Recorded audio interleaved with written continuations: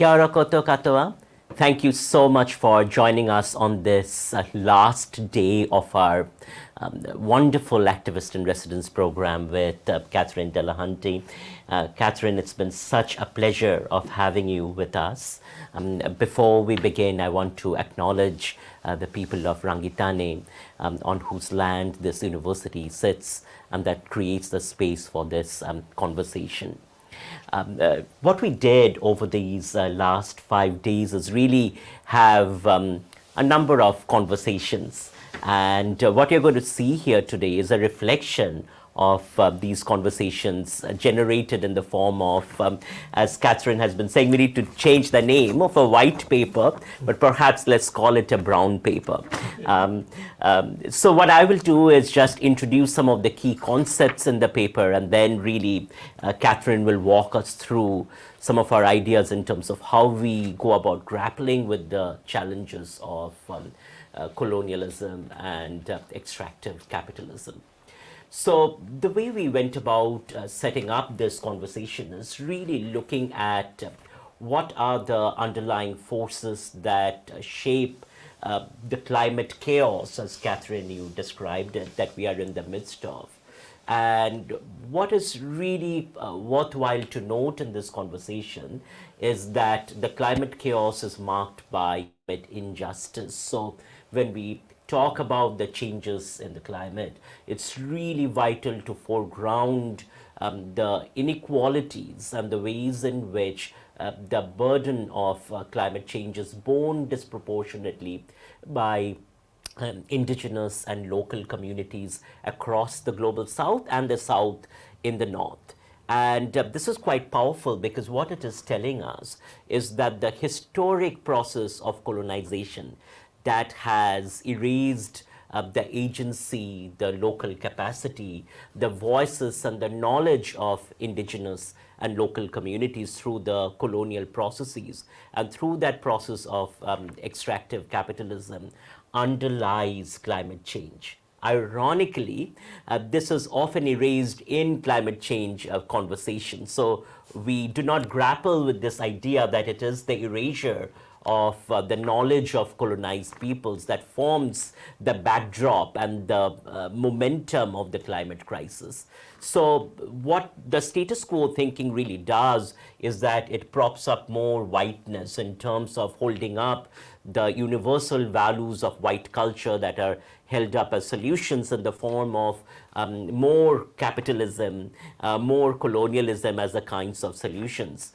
So one of the things that Catherine, you and I grappled with was the nature of racial capitalism within the discourses of sustainability, often thinking through the kinds of technocratic solutions that are proposed to climate change, which continue to erase the knowledge of local communities in the global south and of indigenous communities. So the question that we are grappling with through this paper is then how do we foreground ways of knowing that have historically been erased, but also how do we materialize and mobilize on the basis of these ways of knowing that place indigenous and local communities in the global south and the north as drivers of the change process. So over to you, Catherine. Kia ora.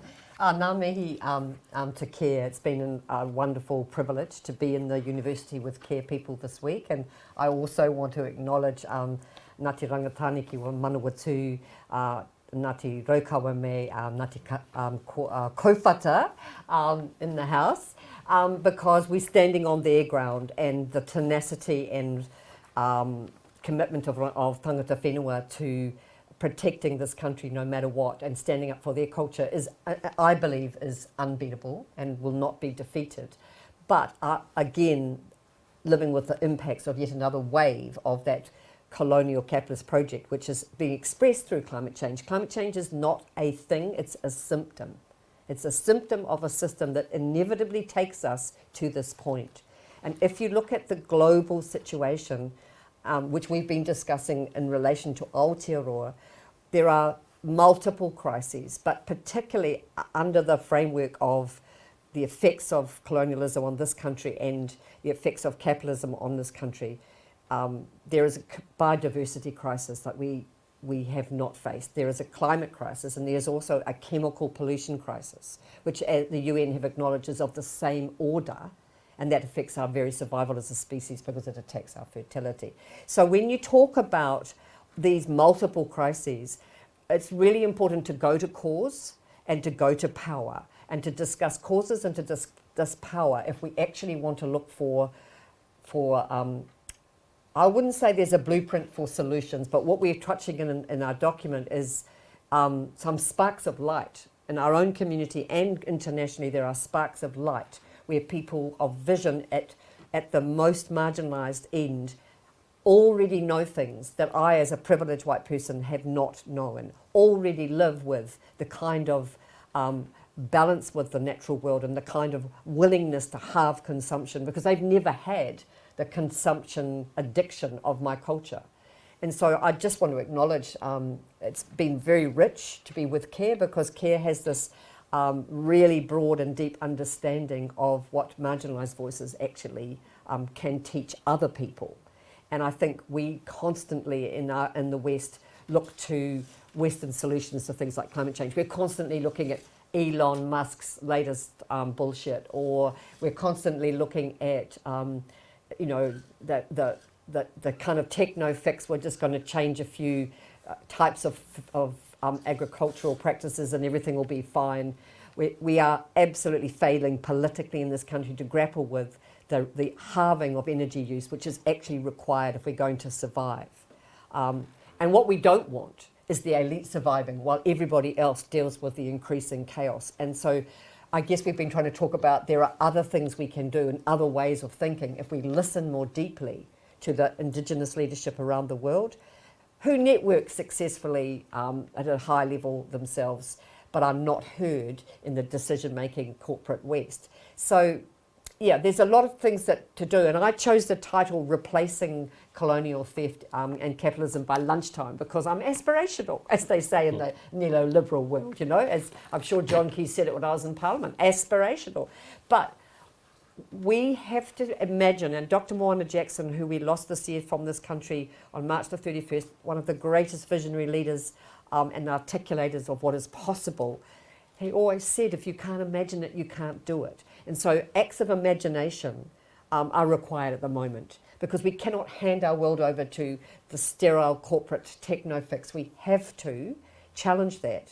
And in the darkest shadows behind that is the funding that comes from the basically fascist wealthy in terms of trying to shift everything towards a greater elitism and a continual destruction of planet Earth. And the destruction of the bodies of the communities and the extraction of those resources, including the pollution of the people themselves. So this is a big topic, being me, I've said replacing because I'm really interested in a revolution that is not seen as a one-off event. We've had on-off event revolutions, but we must have a vision of where we're going that is negotiated from the voices of the marginalised so that we learn what really needs to happen from the people who already live in a way that makes it possible for the rest of us if we would only listen. So, it's been amazing to talk through this stuff, and I don't know how you feel about where we got to in terms of what else we can do. I think that's always the question that we get to is people needing to feel there's some hope that despite these multiple crises, there are these sparks of light. So, right. So I want to build on that idea, Catherine, in terms of what we outline in this paper is how do we then get to these processes of change. Yeah. So if we say that capitalism and colonialism are the drivers, what are the starting points in terms of the kinds of things we can do to drive that change process? And I come back to this idea, which is the theme that runs across this paper, is the theme of listening. So really that change process has to begin by learning to listen to the voices that are marginalized, that are erased, that are silenced from these spaces of decision making. And as we say here, that this act of listening has to draw upon a decolonizing tradition that teaches us to rehumanize ourselves. And in the Aotearoa context, that commits us to sort of the authority of He Whakaputanga and Te Tiriti. So do you want to Yeah, build I on mean, that's been my life learning, is that there already is a vision in this country. And there already are agreements that were negotiated that give us all a place and give us some solutions, because they're about valuing everything that Mother Earth provides. And what I'm seeing at the moment is a tokenistic and appropriative approach to talking about Te Tiriti, and every institution you go into, they talk about Te Tiriti being Te Tiriti led or Te Tiriti responsive or blah, blah, blah. And what these labels do not do is actually make us take responsibility for what colonisation is actually still doing. And I guess a conversation I want to acknowledge from this week was with Selena from Ngāti Kaupata, talking about the land is there now, but we cannot get the right to build houses on our own whenua to provide housing for our people. So that's another example of how, the enormous fight for any kind of land to be returned to its the people from whom it was stolen, and then the rules and the control that kicks in that you can't build more than one house on a 10-acre block. Papakainga housing has been an issue all our lives. And most people in the comfortable West have no idea the absolute barriers that are put up, systematic barriers by the government and the councils to prevent Māori from living as Māori in Aotearoa. And that's colonisation in an ongoing sense. So, but we need to just go back to those documents and go, well, these aren't sacred texts set in stone and frozen in time. These are living opportunities for relationships and negotiation from a generous and courageous people who will never abandon key principles like kaitiakitanga, which we cannot appropriate. And so in saying that we must listen, it is not about the tokenism I see in the institutions. It's not about the renta pepeha. It's actually not about that. We need to be who we are. And we need to recognise the migrant and refugee communities and ourselves are provided for in Te Tiriti, but only if we honour the Indigenous authority in this country. So it's about authority. It's not about bioculturalism or learning the reo, interesting as those things are. It is about authority. And that power and authority is the essence of, if we can learn to follow that power and authority, we can learn to contribute to the healing of both community, environmental and human systems that are absolutely broken. And we know they're broken because we see the poverty, we see the inequality, and we know that class in this country, the class that the low-paid working class and the underclass are basically Māori Pacifica and refugees. So that tells you that class and colourist racism are working hand in hand to keep certain people at the bottom, while others of us live in reasonable privilege, and then there's an elite now that live in ridiculous privilege. So that's not going to deliver anything for either the earth. In fact, if you look at what farming has done to water, that's a great example of how corporate farming has intensified and is starting to kill off the source of life itself and contribute, of course, to climate change. So, we have to go back to, we are very lucky in this country. These things are offered to us. They are available to us. And that's why I teach this, because I'm passionate, not because I know a lot, because I don't, but I'm passionate to engage and learn from those voices of people who've held this kaupapa through thick and thin since 1800, not 1840, but as soon as we all turned up or started turning up, that dialogue began, and that authority had to be asserted and has had to be fought for. So yeah, that's a great base to start from. I really believe in that base, and I think that listening to what that is telling us is still very difficult for people like me, and living in my privilege and my culture where everything is, we're so used to, our dominance is the sea that we swim in, our racism is the sea that we swim in. It's not personal, it's not about being bad people, it's not about us then feeling sorry for ourselves because we've finally been challenged. It's exciting. That's what I believe.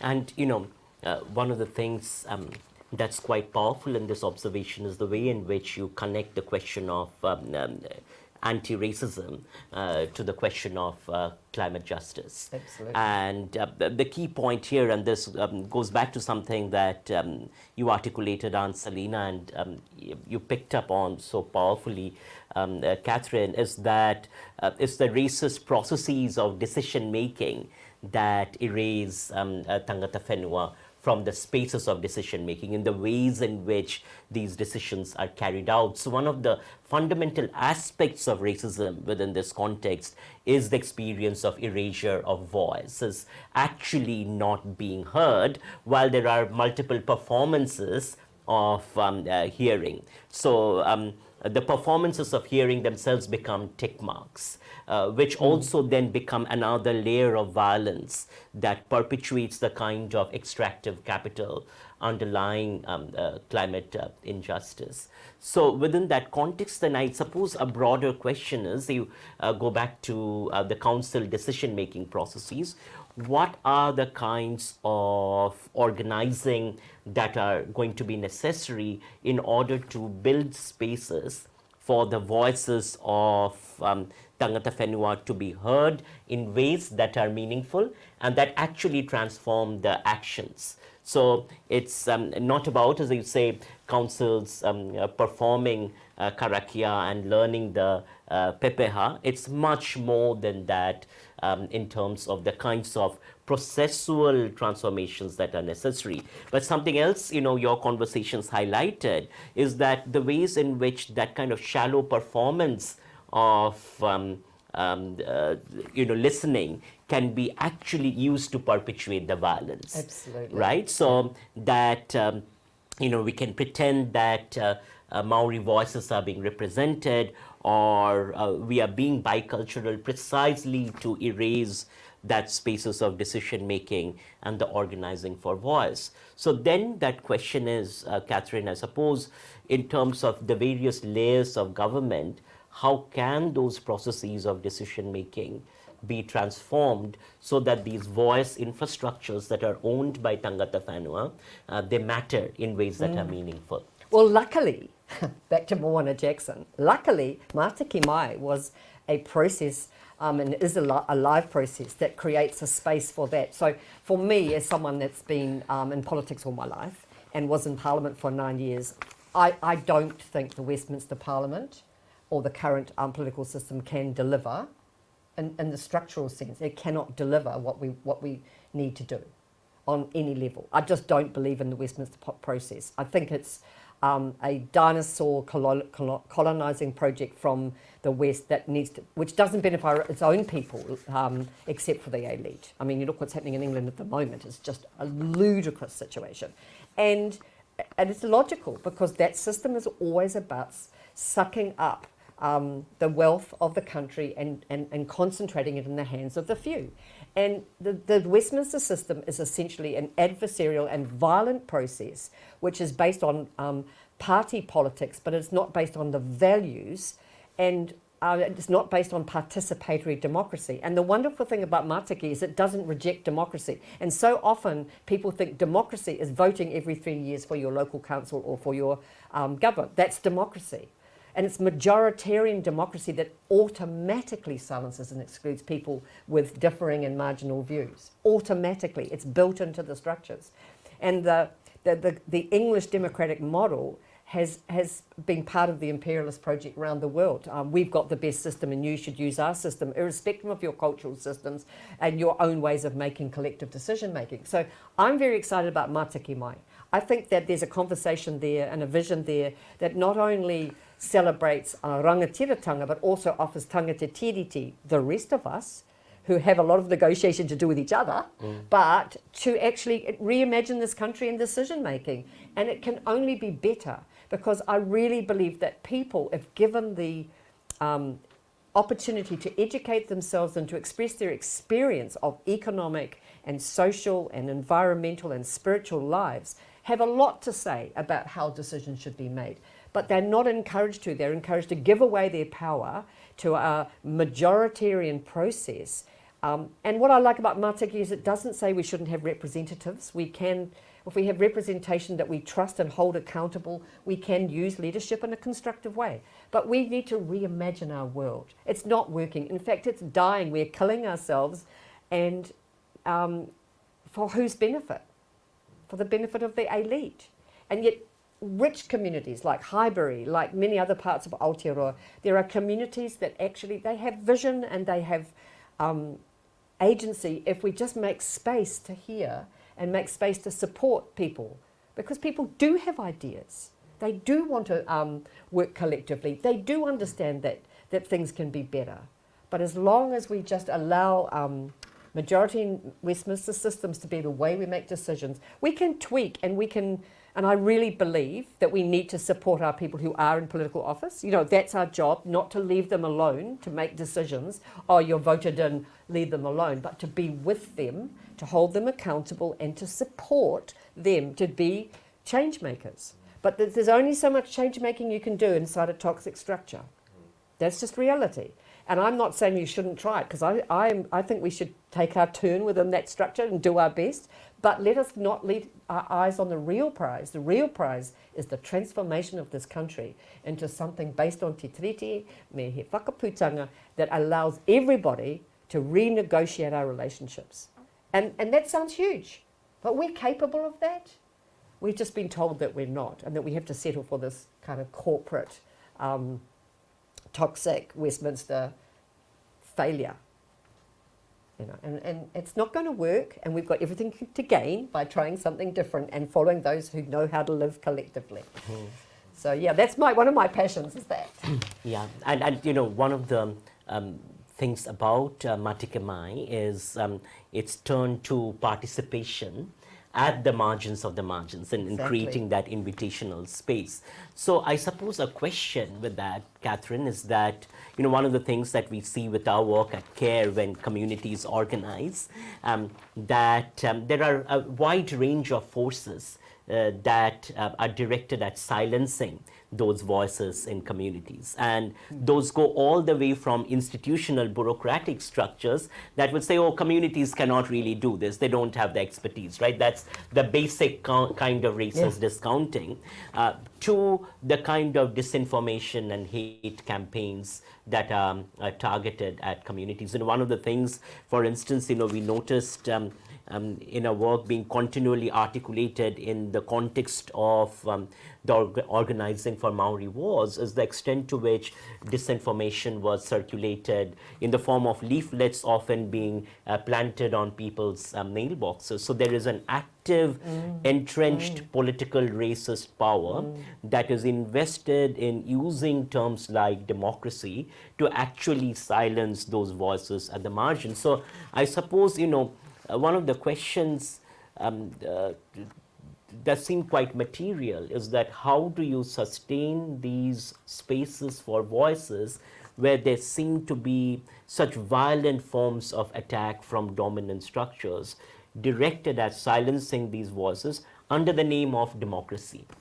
Yes, it's interesting how fascism infiltrates democracy whenever there's a more polarized situation and when there are really profound challenges. Like, I believe in looking at history because it's not like we haven't been here before. We have, and only we didn't have we hadn't extracted every last drop of resources alongside it. So we're at a worse situation than before. But I still believe that community-based organising for change can resist that. But we have to give people a reason to feel like they can participate, and otherwise they can be captured by these absolute co-options of terms like freedom. The concept of individual freedom, you know, it's in the American Constitution, and that's one of the reasons America was never going to work, people, because America is based on genocide and slavery, and their idea of the pursuit of individual happiness is a joke. We are not individuals. We thrive as individuals in our collectivity, and that's how we become good communities, and everybody can participate. But people have been so co-opted by particularly the intensification of neoliberalism that it's very difficult for them to always differentiate between what is really freedom and what is a manipulation. And I think that our challenge is to be better at working with our communities and listening to our communities to help people not get trapped into conspiracy rabbit holes. Not everybody, many people feel marginalised, and so what's that about? And therefore they are like, they can be more easily manipulated.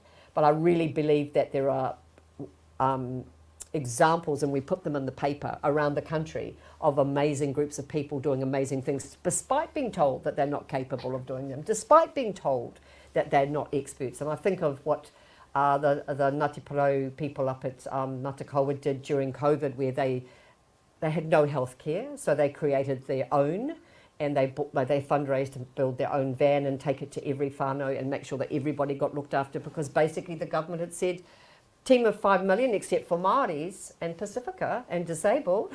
You know, this is what happened in the team of 5 million. And now they're not even bothering to even use the word team anymore. It's you're on your own, and which will solve nothing. So I really celebrate people like the Tina Nutter and others at Matakawa. And also I go back to my own work experience, like with a group like SWAP, which is Sawmill Workers Against Poisons. And there are people who were poisoned in the workplace by capitalism. Capitalism used their bodies to process timber and then used a chemical that has intergenerational effects. And who stood with them, and who in the health system stood with them? No one. Who in the unions? Barely anyone. Who in government? No one, unless we went and marched on Parliament, which we did. But I've worked with those people for 30 years, and their very bodies carry what extractive poisonous capitalism looks like. But they're still standing up and still using their dignity and their tikanga Māori, because they're mainly Māori, to include all those people who have been poisoned, and they have never believed you can separate the healing of the earth from the healing of people. And so these kaupapa, like my partner and I have worked with him, he's a scientist, I'm a big mouth or whatever, and we can use those things within the system to help. But these are the leaders from that absolute front line of being poisoned. These people maintain a wisdom and an insight about what is healing. And so we just need to, those people are everywhere. We just need to actually make space and put our support behind them. Yep. Not on top of them, behind them. Yes. And we see that in our work at CARE with Highbury and Fielding, the ways in which communities come together to build spaces for community kai, to create solutions to address violence, to build anti-racist strategies driven by community. And what I love over there, how you articulated, is the role of structures to support. So what does that enabling support look like where communities can lead? And part of that process also, you see, is when you talk about community agency, it is the kind of agency that is respected in the solutions that are offered, but at the same time it rejects the neoliberal notion of community agency that is often deployed to remove resources, welfare, support systems from communities because, communities can do it, right? It sort of turns that on its head altogether. Yeah, and we have to fight that, because there's a lot of that, like a lot of funding has been stripped out of communities. And I thought under National they just cut so much, but Labour haven't brought it back. And so communities are very underfunded and are constantly competing with each other, which is the strategy, divide and rule, so that they compete each other for basic funds. But that does so much more than take out money. It takes out solidarity. It takes out the sense that we have time to talk to each other and to negotiate with each other at a community level, where the magic happens, where the real changes can happen. And it's really interesting, because I'm working very much in my own local community on these issues. And just even, I'm in a group which we've set up, which is about being allies to tangata whenua, to work in treaty education and in food redistribution and environmental justice. But without the word justice, which has never appeared in our community in any Pākehā group at all, without treaty justice, without actual all forms of justice in these spaces, what you've got is the middle class environmental movement can be highly problematic, because I teach Te Tiriti in the middle class environment movement, and people think they know more, and they think that they can, they were the ones who should be preserving nature. And in a way, it's like the Conservation Museum project versus Tino Rangatiratanga, or kaitiakitanga in a genuine way, because we live with the land and we alter the land, but we build relationships which should be based on a genuine sustainability. But the conservation ethics says, no, we have to make it into a museum, which only rich people can go on holiday in, but you cannot take your kai out of there, and you cannot take your rongo out of there. I mean, the beautiful thing that happened with Tūhoe's leadership and with the Wanganui River treaty settlements was the leadership not of government, but of the people themselves in reimagining a solution, because they knew that government would not accept their authority, so they said, well, why don't we just respect the entity of the river herself, the forest herself, and in that space, they automatically take leadership because they are the forest and they are the river. And I am damned if I'm going to pretend that we in the white environment movement can make those claims, because we don't even understand what it is to be actually the environment. We're still seeing it as something separate from ourselves. And part of being of a colonial background is that we don't know who we are and where we come from, and we don't want to talk about it. And until we have that conversation, it's difficult for us to be of any use. So that's one of the conversations I'm trying to engender in my own community amongst the environmental groups, at the request of some of the iwi there, to prepare people for the realities of Māori authority in this country. And I mean, one of the things demographically, it's exciting, because by 2050, this country will be Māori, Pacifica and Asian communities will be the majority, not us. And how are we going to deal with that? Those of us for whom dominance is our daily bread. So, it's going to be fun times, people. But we have to educate ourselves and face these things, and we can. But we also, like you're asking, what is the role? The role of people who have power and have access to structures and access to and understanding processes and systems. Our role is to make that of use available to the voices who haven't been heard, and not to become instead of those voices. The concept of services, the concept of NGOs controlling what marginalised people do. My partner is a disability activist, and the disabled community is absolutely over disability services controlling the issues, when in fact they are marginalised in all spaces, literally all spaces. So there's a lot more work to do around that. Right. So part of this challenge also is the process of NGOization, which sort of treats social change problems as aspects that can be solved through civil society that gets funding from the same corporate structure to perpetuate it further, right? So to turn to the question of justice in that sense, I suppose is fundamentally about communicative equality. Like, how do you respect the agency of communities as drivers of change, rather than looking at your own funding processes and how you're going to pay the six-figure salary of your next NGO manager of the change management process, right? Being in university is quite interesting, because I'm quite skeptical of degrees that we offer, masters or advanced professional degrees around change management and social change, and because that turns the logic of social change into a corporatized, privatized entity, which actually works antithetical to the agency of communities as drivers of change. And we have seen that in our own community work, right, where when communities actually speak up to talk about the change process and articulate justice, is the NGO sector that would often come in and say, hey, you don't know what you're talking about. It's the same racist logic that we had seen earlier, right? So I guess, moving toward wrapping up, Catherine, I wanted to come to the three ideas that resonate across our paper, which is the ideas of care, the idea of connection, and collective. So perhaps let's begin with the idea of care, and how sort of we note across these community-led movements care as an organizing anchor.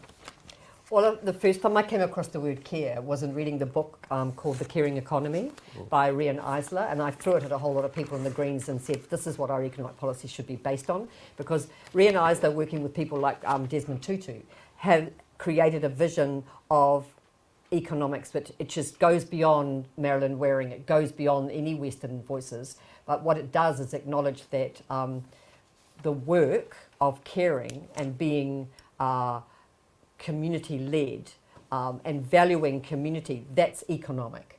Because we have so much disempowerment around economics. We have been told that economics belongs to the experts for a very obvious reason.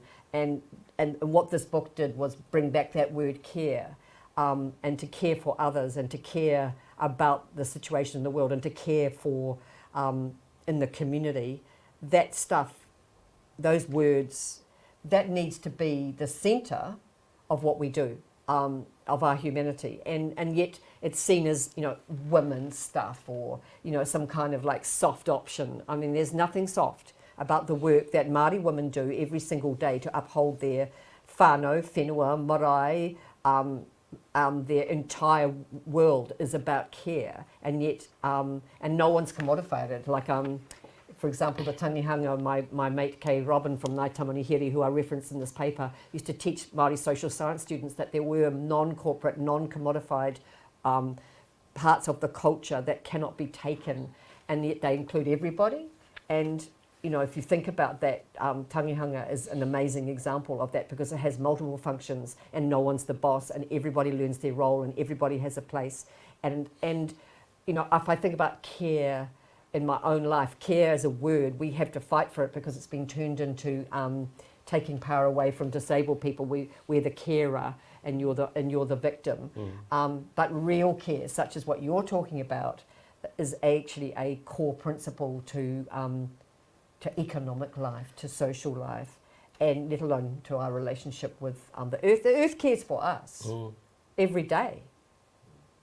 You don't need to go to the moon with Elon. The earth cares for us, and we don't appreciate her gifts every single day. And so, to me, that care is a very mutual and very relationship-based concept.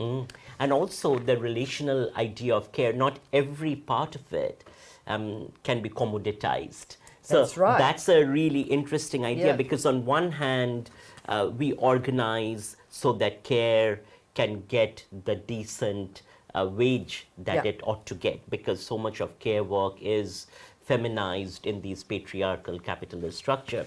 But at the same time, the realization that not all aspects of care work is commoditized, and that imposing that commoditizing ideology actually is another form of colonial violence, is quite a humbling starting point as well, because it asks us to imagine forms of relating to each other that are outside of turning something into a commodity. Exactly, and I guess I felt I learned that when my mother was very ill with dementia, and the people who were caring for her were Filipino, and their cultural view of caring for elders, and this is not an argument for them to be underpaid and exploited, but they had a cultural view which actually resonated from what I knew of tangata whenua, that older people are valuable.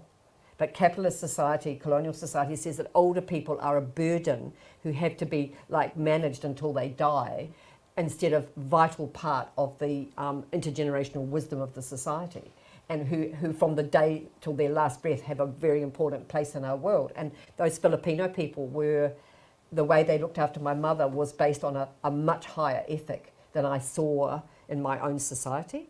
And I just felt very, very humble, because I think we don't need to exploit that ethic, but we are very, very lucky to have people, both tangata whenua and of other cultures, who actually can show us an ethic around life and around death that is about care in the real sense. Absolutely.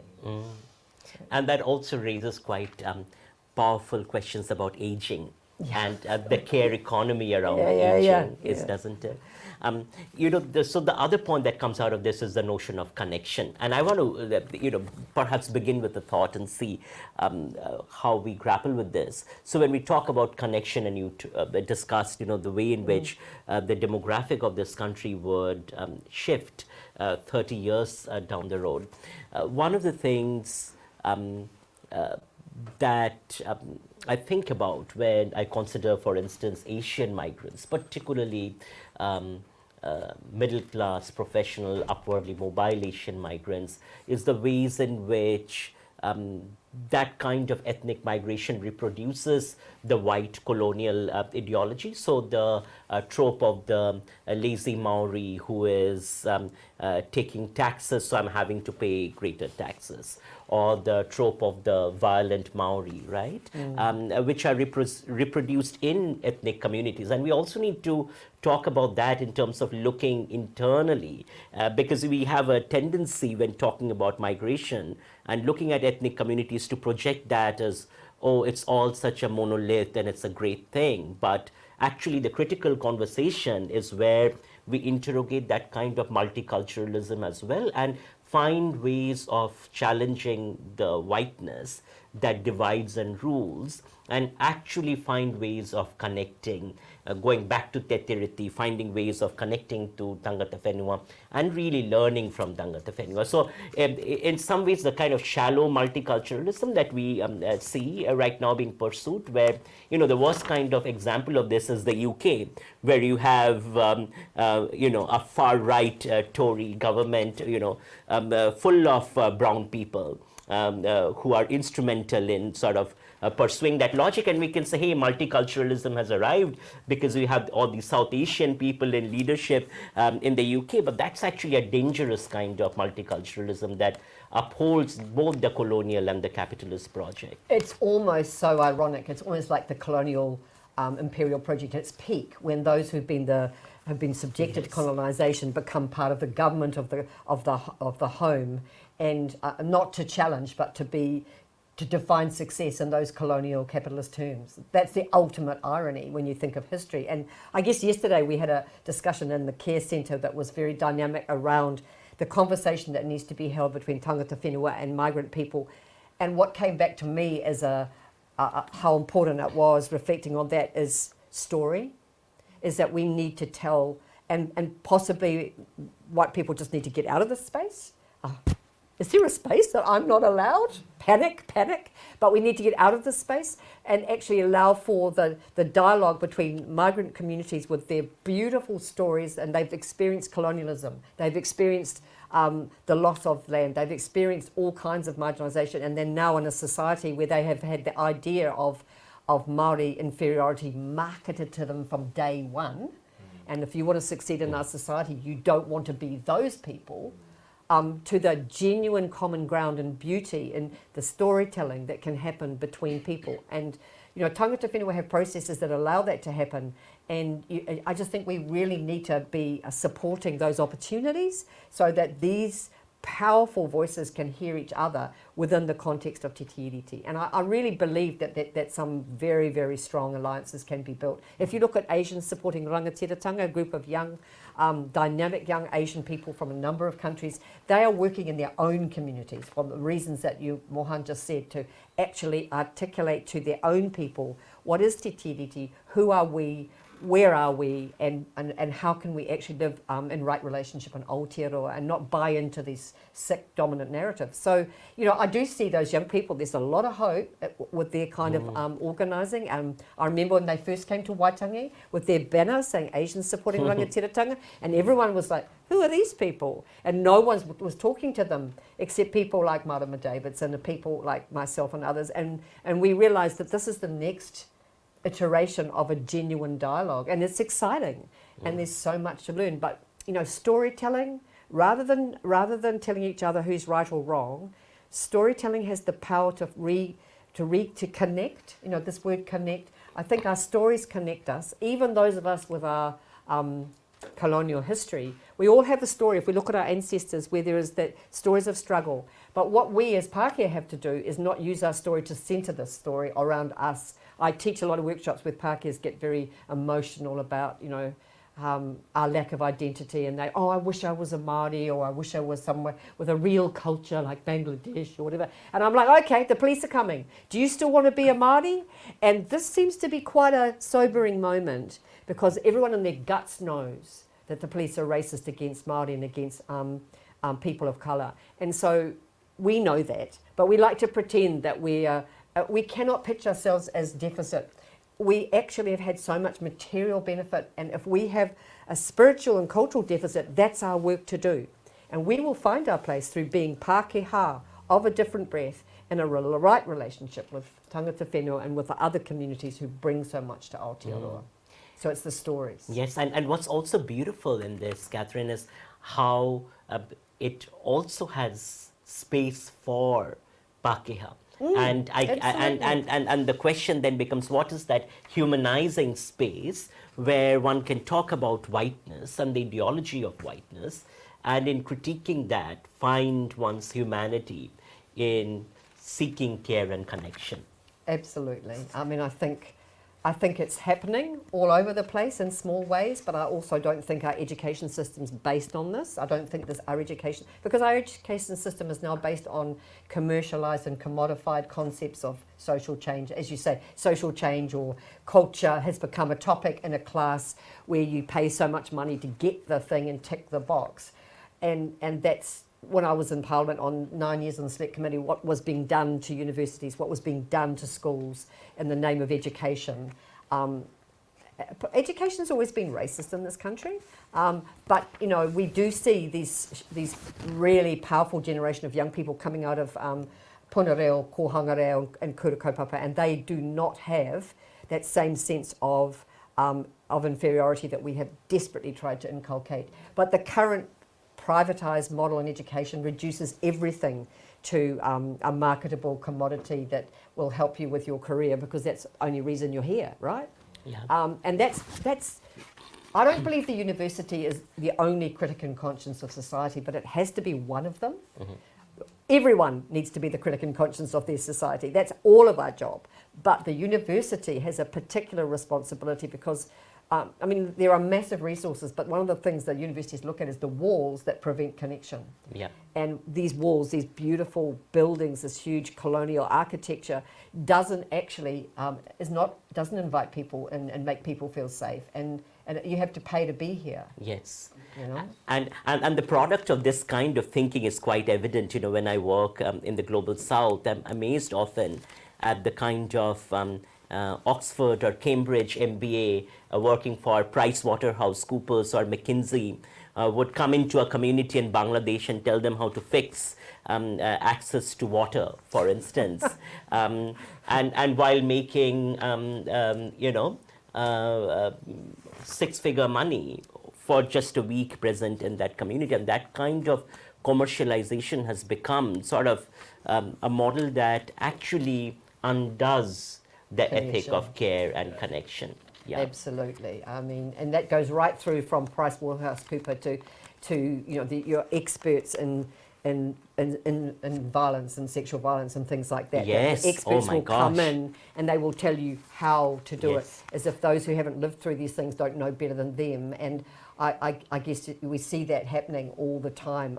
That commodification is absolutely rife. And it's the same with the environment, greenwashing. You know, I'm going to be frank here. When James Shaw worked for Shell and Waterhouse, and he worked for the HSBC Bank, who was he working for? He might have thought he was changing them, but they were actually using him. And this is the issue of environmentalists cannot allow themselves to be co-opted into these myths and as the idea of the outside expert. We need to follow the kaitiaki. We just need to follow them and get out of the space and do our work with respect for the kaitiaki, not for the respect for the corporate sustainability bullshit that's out there. Yes. So you know, we've got a lot of choices. And no choice, because the planet's at such a dire stage, and we have an urgency that people don't want to recognise. This is not another contract for you to come into a community and make some money. And one of the great models I want to touch on, I know we need to wrap, but we talked about yesterday, Mohan and myself, there's a friend of mine whose name was Veronica Black, who we lost too young. In our community in Hauraki, she talked about the mad, the bad and the sad versus the hats. And the mad, the bad and the sad are the labels given to the marginalised, and the hats are the experts or the social workers or oranga tamariki or the PricewaterhouseCoopers who come in to fix these communities. And you know, you can always find out where power is and who's being heard when you look at the resources, because the hats get salaries, cars. You know, they get mental health leave because it's so stressful working with the mad, the bad and the sad. But the mad and the bad and the sad, who are lumped into one group, they don't get anything. They get nothing. It's a money go round from the Crown into those things and into those corporates and into those services, and everybody's busy competing to make theirs the most glossy and shiny with the most te reo names on the different doors. But the mad, the bad and the sad will tell you different, and that's who we need to hear from. And you know, this is quite transformative, this kind of articulation, because one of the things that you see is that when communities take ownership as drivers of that change process, right, the hats deploy all kinds of power, and we have seen this with our own violence prevention work, to actually undo the community, because at the end that is threatening their power and control and fundamentally their money. Yeah. How can I keep my six-figure managerial professional salary if the community is saying it can drive the change process and do that for much lesser money and actually achieve something? That's a frightening redundancy thought, isn't it? We can't have that, because the hats actually have to, the hats believe that without them nothing can happen. Yes. And so it's a deep shock to realise that actually we're redundant, and in fact worse than that, we're problematic.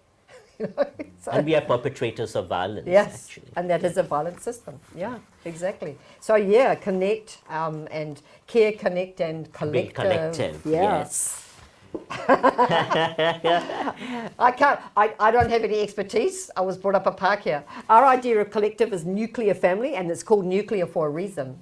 There's a wonderful role play that I did with my friend Kay Robin, who is where we did a role play around the Ministry of Pākehā Affairs, because Pākehās are in deep trouble because of our individualism, and we don't know how to be collective. So the Ministry of Pākehā Affairs is here to help, because Pākehās do weird things all the time, like we wear shoes inside houses, we leave our dead in the fridge downtown. We do very odd things, and we don't understand the concept of collective. And so her and I would do this, and it outraged people. But without outrage, you don't get questioning. So I'm a great believer in a little bit of outrage. And through those processes that her and I developed together, we really challenged the students in social science about their role, which they found very disturbing. But many of those students in the Tai Rāwhiti were Māori, and they have collective in their DNA. And so we really need to look at what is a collective way of dealing with this, but without the contamination of corporatism. And we really can do that if we do what we talked about earlier, of listen to the Indigenous leadership around what it is to be human together. We can achieve nothing alone. Nothing. Kia ora. Catherine, it's been such a pleasure having you, and what a insightful conversation, and it's been a great learning week for us. We ought to make sure to open up the space for some conversation from our audience.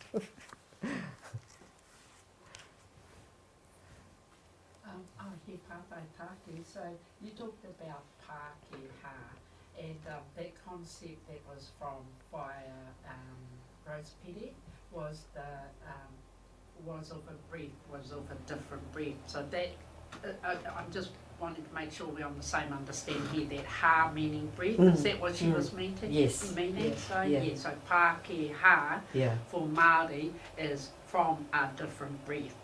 I'm writing an essay about this because I thought, imagine what our breath smelt like. We got off the ships, and it must have smelt really different.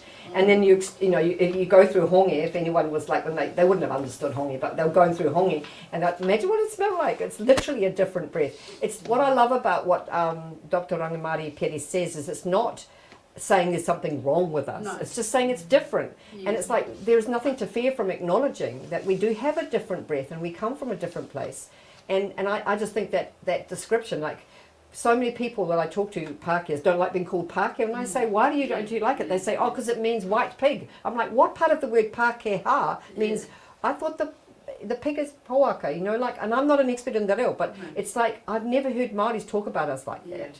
So it's the strange refusal to see ourselves and not see ourselves as a culture. I know from going back to Ireland and Scotland and England and other places that I'm from, that I don't belong there except historically. I do ancestrally, but not in terms of my culture. I have grown up inside a relational culture in Aotearoa, and I'm a Pākehā. Lucky me. Nowhere else in the world can you be one.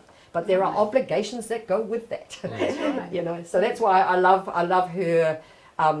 She had such clarity and such strength around those kind of concepts, and we just need to learn about that and learn to be ourselves and learn what that means.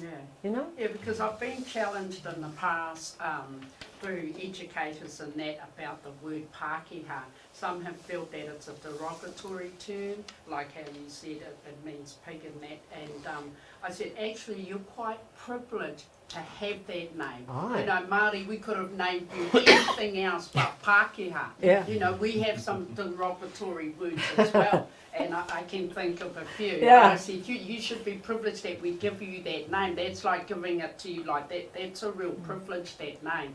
And when I hear Pākehā say, oh no, those Māori, they just gave us that name because we're dogs or something like that. And we said, no, that's not the case at all. But that, our resistance isn't really about the word. Our resistance is the fact that it's a Māori word. That's our resistance. So, you know, if whatever the word was, I mean, I find it funny when people say, oh, but we're all Kiwis, because people seem to be unable to distinguish between nationality and ethnicity. And the fact that we're all Kiwis, for a start, there's no S on the word Kiwi. Secondly, it's a Māori word. So I get these people saying, I'm not a Pākehā, I'm a Kiwi. I'm like, oh, so that's another Māori word. And then they get really sulky. Because we know in our guts, the reason that we object to being identified and made visible as a culture is that we haven't done what is right as Pākehā. That's the problem. And there are a number of great people, like Mike Smith said to me, and has said it many times to others, you know, can you just try and stop pretending and trying to be a Māori, you'll never be any good at it. Just be the best Pākehā you can be. Yeah. And that's not a light challenge, that's a serious challenge. And I think those are the challenges that are there for us. Yeah. And as you say, we're very lucky. We just need to live up to and the other thing that gets said is, can we be the Pākehā? This is said a lot in the Te Tiriti Waitangi education movement. Can we be the Pākehā that tangata whenua thought they were signing a treaty with? And I think that's a good whakaaro as well. It's a good thought to think, well, what did they think they were getting? And what does being Pākehā mean? And how can we do? But now we have to be a bit bigger than that, because it's not only us. It's also acknowledging all the other cultures who are now here, who actually probably have a greater ability, if provided with the access and education, to identify with respecting Māori, because they have been through colonisation. And there is a common ground there that we don't have, because I've never been through well, the Irish lot did, but we forgot about it really quick when we got here. Although my great-grandfather joined the militia not to fight Māori but to fight the English. So when I was in Australia for 10 years, we had the Kiwis over there calling themselves Kiwi. Well, obviously it's intergenerational because we have a new generation, and so they're not calling themselves Pākehā, they're calling themselves Kiwi. And I say, well, you're a Kiwi, and I said, no, sorry, I'm not. I'm iwi before Kiwi. So that's my whakaaro, is that I acknowledge my own and where I actually come from. Iwi before Kiwi, and they go, iwi? It's like, you know, I'm like, okay, you know, So these are the things I get challenged on. Yeah. Constant process, because people refuse for political reasons to distinguish between nationality and ethnicity. Yeah. Because if we're Pākehā, we've got something we have to do. If we're Kiwis, we can pretend we're all one people. I mean, the idea that everyone's one people is a complete misrepresentation of the dialogue at Waitangi. It might have been what Hobson was trying to say, but no one else was saying that. Yeah, that's right. And you know, there might be something else also going on in terms of that concept of whiteness, which is that whiteness works, making it universal, making itself universal by naming things elsewhere as the other. So those become categories, but never naming itself, because then it enables it the power and the position to look at everything else as objects to be named. So when you call someone Pākehā, you're naming a particular position, which therefore calls for a critical interrogation as an object of study.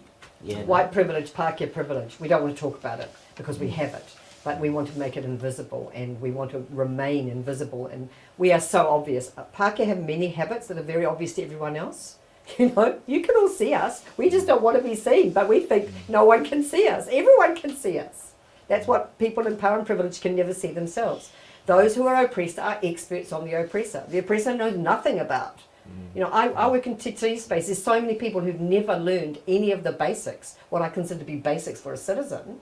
And it's because, and they've been here in this country for 40 years or 200 years and never learned the basics, because we don't need it. We've made it invisible to ourselves. We've kept our privilege, and now when we re-challenge, we don't deal with that very well. So there's a lot of work to do in that space. I enjoy that space. The Ministry of Pākehā Affairs, that's my full-time job.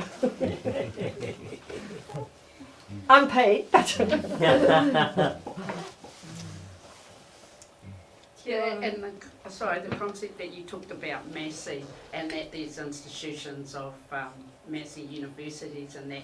And growing up when I finished school, I mean, UE to me was huge and big, but my whakaaro around that, my thought was, no, I don't feel like I should go to Massey and learn about things that I already know about. I'm already connected to Taiao, I'm already connected to Papatuanuku, Rangi. I already know about that. That's ingrained in my being Māori in that. And I sort of had this thought that, well, no, why should I go to Massey and pay to be privileged? That's my way of thinking, is that Massey is like a, yes, you have to pay, but why, is that why the Pākehā go for their privilege? Do they pay to become privileged? I mean, I don't know, that's my yeah, I think people go to get a ticket so they can get a job, and increasingly these days, without a master's, you can't even get a job.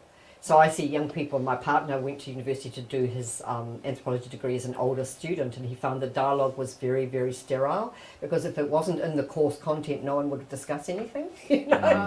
These young people were like, oh, but that's not in the course content, so we can't talk about it. And he was like, whoa, this is not what we're talking about. Anthropology in terms of treaty issues, in terms of archaeology, which was the subject that the lens they were working through, and these people didn't want to talk about anything that wasn't inside what they would need to know for the test, what would get them the ticket. And that's not their fault. I blame Roger Douglas and the neoliberal project, because that's when the day that the university, I paid $100 a year to go to university. That was it.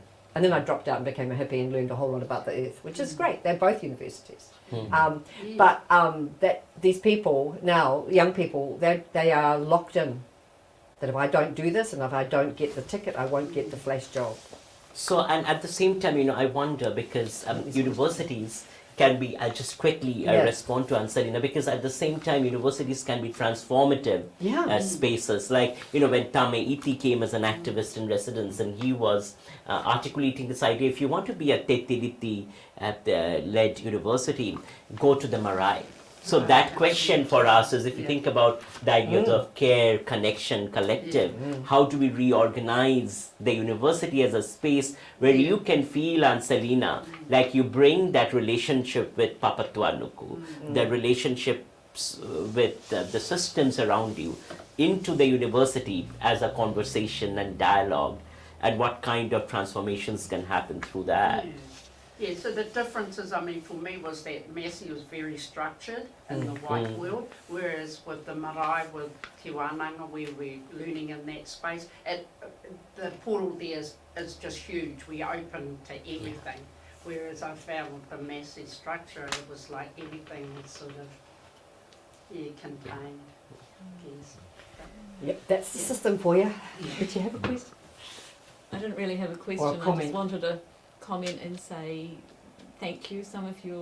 A lot of your talk was quite confronting, which is a good thing. No one likes being confronted, but it's necessary. I think, and all of what you said about resonated. I'm sort of pure Pākehā, English, Irish, middle class, went to university, loved university, it was my place. And I think my role is, and I'm sort of really trying to figure out what's sort of like the best thing for me to do. And I think one of the things that is coming up is, well, maybe the best thing I can do is just step back and listen, like that, what is it, titiro, whakarongo, kororo, and I think I need to be really focusing on that titiro and whakarongo. Me too. Although you're probably a lot more restrained than me. Because, we come from a similar place, and I didn't grow up, although I grew up in the Marxist left, very political. I knew all about what was, always brought up in the struggle against apartheid, the struggle against the Vietnam War, the struggle against Indonesian murder of communists, the struggle against all these international things. I knew nothing about my own country, and it's been. I don't like the word journey, but I think it is actually. We do need to take it step by step, and like the titiro. But there's so many resources now for learning. Like for me, if you just watch Māori television and what's going on in Te Ao, you'll learn so much more than just, like if we stay within our comfortable spaces, we don't learn. We need to expose ourselves to discomfort. I'm writing an essay called Discomfort My Teacher for us, because I really think being uncomfortable is important for us. Because we've been so comfortable, and it's hard because no one wants to step from out of, we want to sit back on the couch, but we're on a soft couch, and we need to get up off the couch and actually, I do think there's a lot of listening, but also there's lots of opportunity for learning in this community. There's a lot going on, and so stay close to these people. They can guide you. There are people who can guide you. There are events and participation for Pākehā to expose yourself to being in slightly uncomfortable spaces, and not feeling you've got to say anything. You don't, but just to be there. And to start turning up, and one of the things Pākehā can do is give money. Like we actually are on middle class incomes. We just give money some Māori projects or some community projects. Like actually give money because we've got it. And I'm very basic in my thinking. I think just share what wealth we have. Actually give it to those who are trying to fundraise for kids to go on a cultural journey or whatever it is that's going on in the community. Give money for them, and then when you start showing up. People aren't asking you to be anything that you're not or to deny who we are. They're not asking us to be anything other than ourselves, but they want us to show solidarity. And those are little things. And I think a library, I have a great respect for library. I think librarians are, sort of in America, the holders of the most radical view that this is unacceptable was the library. And, and to take away the books. So a library can be a space of power. But we actually have to privilege the marginalised voices in the way we organise the library as well as anything else. These opportunities are everywhere, and slowly but strongly. Some of my students go, baby steps, and I'm like, yeah, baby steps. 170 years of us taking baby steps. So there is a point at which we need to address this with some urgency. And it is a lens of your thinking, and once it's inside your heart and your guts and your head, then you will find places to do meaningful work, but there are people around to guide us in our own culture and also in other cultures. So we have to accept guidance, and that's challenging. We're not experts in this. We don't need baby steps, but we are babies. So yeah, thank you for raising those issues because it isn't easy, but I really believe we can be useful, either accomplices or allies with the more radical project, And those of us with middle class wealth and education, we actually have an obligation to do that. We have food on the table. So what are we doing with that energy that food gives us? What are we giving back to the really meaningful issues in our society? Thank you both, really grounding and very timely as well. The question that I have is probably a bit more for you, Catherine, in terms of I have a role in local government, Yes. as you know, and we're kind of. It seems to me there's kind of two main things happening, or two big things happening in local government. One is an absolute collapse of engagement and connection with community, and connection was to the fore in your paper. But the other is that we're beginning to, as of right, actually see Indigenous voice come into that space. I just wondered if you had any thoughts about those kind of two strands and how they might potentially lead to something a bit better, acknowledging that it's part of a system that you're critical of. Yeah, I'm not sure how Care felt about Māori wards, but for me, if Māori say they want Māori wards, then they get it. It's up to them to determine how they engage with the system. People say it's not Tino Rangatiratanga.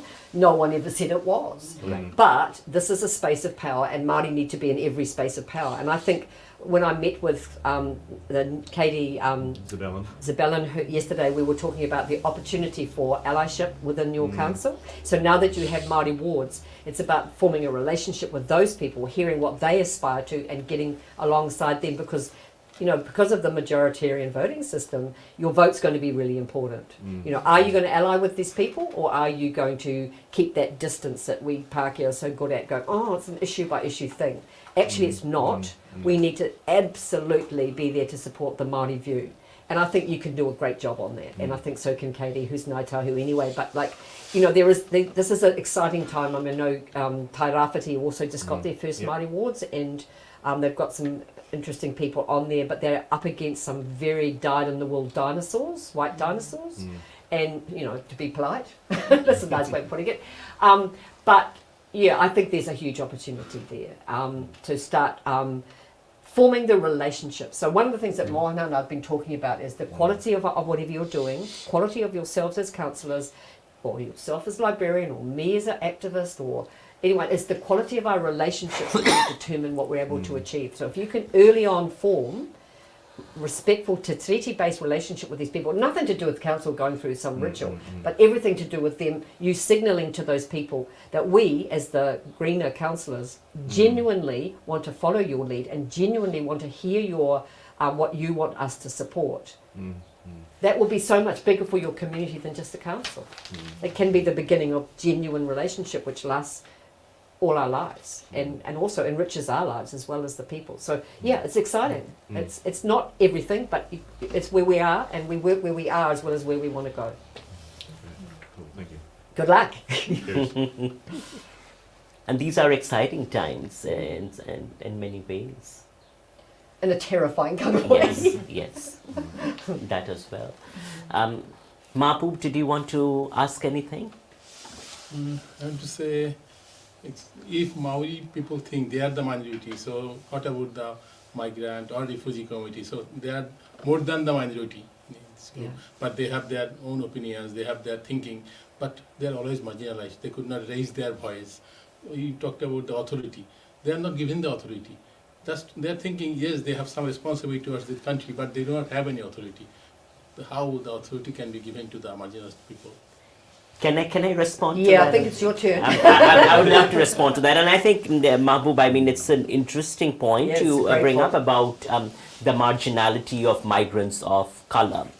At the same time, I think that the question of authority ought to begin in Aotearoa with the authority of Tangata Whenua as people of the land. So then the question is, I suppose, Mahbub, what does immigration look like when anchored in Te Tiriti? We have not experienced that. We have experienced a white migration system and a migration structure that devalues us, undermines us, and sees us in many ways as expendable, but not us because we are in the middle classes with privilege, but particularly the expendable labor, the brown-skinned expendable labor that is brought in and thrown out, or the students, for instance, that are brought in, exploited. Sometimes, I think looking at that situation, that what's really going on there is human trafficking, because these students are given particular kinds of promises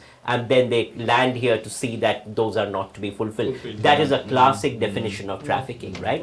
And then they are thrown. That's because that immigration system is defined by the whiteness of extractive capitalism. So if you look at educational institutions in Aotearoa, as they have run out of really local markets since this whole industry has been privatized, they have looked at foreign markets or international markets to draw in students who come in often as bodies to be disposed of. So they don't have the care structures, the care resources, the support resources. They are pathologized. These people, they don't know English. They plagiarize, all kinds of racist pathologization, only then to throw them out of the system.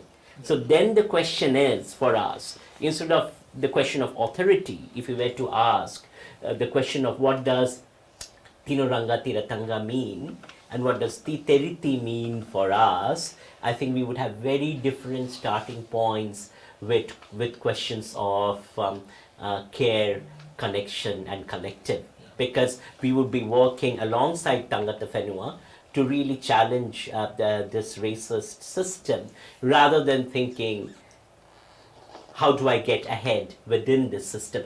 Of course, it's important for me. I would be a hypocrite if I said that, oh, I don't care about surviving in the system. I need to survive in the system to feed my family and to have the resources I need to take care of my final structure, right? But at the same time, if I were to really ask about the marginalization of migrants, questioning this system and that structure can offer us a different entry point in terms of turning toward relationships with tangata whenua. Yes, and there's been resources created by the Te Tiriti Education Movement and the Migrants Council to give migrants communities some information, because imagine if you arrived here on day one, you were told where you were going and who the tangata whenua authority in that place was, how you would be welcomed, what that means, what the history of the country was, so that you know where your place was, where Te Tiriti places you, how you can be learn more about it and be welcomed into this society. That would be such a different experience, instead of it being this experience of minority versus so-called minority. And you know, as soon as we start talking about numbers, we're talking about Westminster majoritarianism. I am not interested in the number of Māori in the country or the number of Bangladeshis. I'm interested in people and their cultures and their relationships. And for people to understand what Mohan just said about the authority of tangata whenua, that is the education that should be offered to you, and you will understand it better than me because you have less investment in this. You have a dream, but that dream can actually be grounded in a different reality, whereas my dream is founded in my absolute material privilege, and your country has been through colonisation, and my culture has been the coloniser. So you have more in common, and it's just about finding that place and opening it up. And so I would love to see those dialogues take place. I think And there are really critical dialogues there, Catherine, because you know, one of the things when you think about it is that we come through the visa process, right? So what gives us legitimacy to be here is that visa process in immigration, right? But does that really give us legitimacy if tangata whenua have not ceded sovereignty? Right? I mean, you think about that question, it's quite amazing, because then what would it mean for our peoples to have agreement with tangata whenua to actually be legally in this space, you know?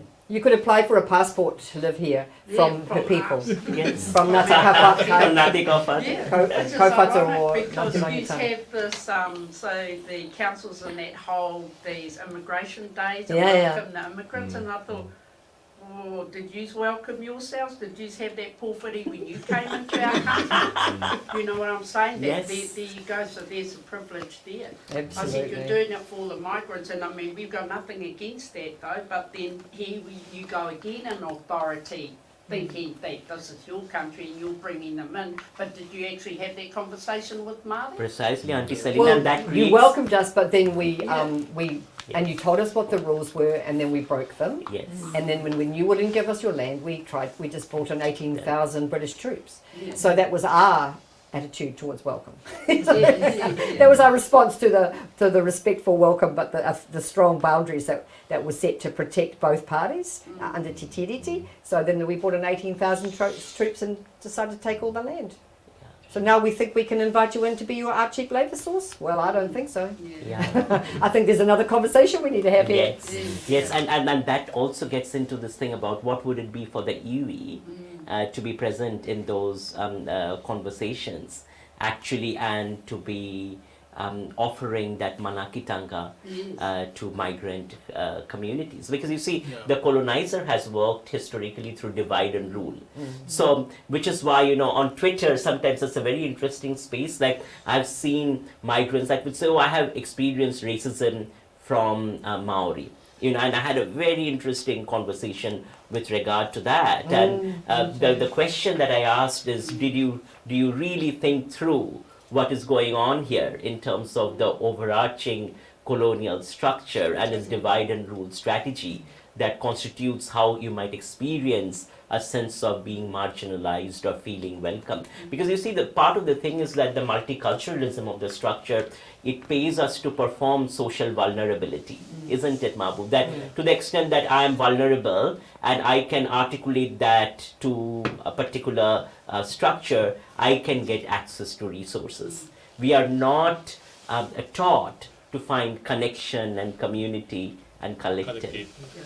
Yes, because I mean, we see migrants coming into our country owning all these multiple businesses and all that, and say, well, Māori can't even get a shop in our own town, you know.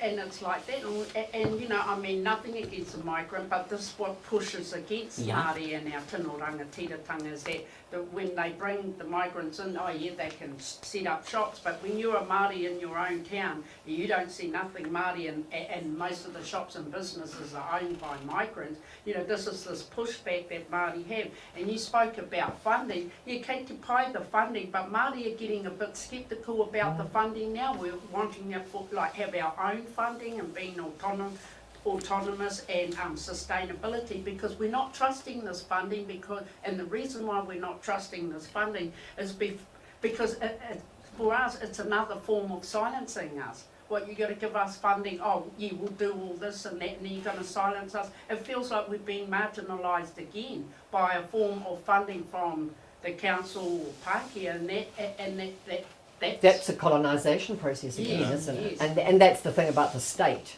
You know, the toxic state will constantly do that to yourself and to other communities, but particularly to tangata whenua. Any opportunity, it's like colonisation is a mutating virus, so it's always mutating into new forms. You know? Yeah. You know. So yeah, there's a lot of that stuff going on in this country, but I do think if we step back and have a look at who's really benefiting, it's always my culture and it's always the capitalist system. So if you take it out of the colour of people's skin, but look at actually who is actually benefiting and who is actually not. Wealthy migrants are treated very differently from the refugee and migrant communities that are used for cheap labour. And so there's a really different conversation there, and that's why we need to have more talks about this stuff so we can understand each other, because I understand people's resentment. But the thing about scapegoating is an othering, which is built into our cultural way of operating, is that we're always othering somebody. And so we are inviting Māori to other migrants, we're inviting migrants to other Māori, and all of that serves a very toxic process of preventing the unity against the power structures that actually need to be changed, which includes limiting the ability of wealthy migrants to come in and buy our country. But actually, the real people who benefit are the wealthy people who already live here, all those Pākehās who own 30 houses and are actually charging you unlivable rent and you unlivable rent. So, you know, it's like all of that going on. However... Yes, so care, Yeah. connection, collective. There we go. Thank you so much, Catherine. Thank It's been you, so beautiful Mohan. to have you. Thank you so much for hosting me in your beautiful Papa Oia and in this space. It's a unique space which we need to fight for and keep, and I will take many, many gifts back to Hauraki that I've been given through this time with you. And for people out there, just remember that CARE offers a lot of these resources online, so you can share in these, you know, this wonderful program for activists and residents and for all their other work. And you know, we don't have to look just internationally. We have taonga here offering us these things. This is one of those places. Thank you, Kia ora. Catherine. Kia ora. Thank you for coming. Yeah, how patient.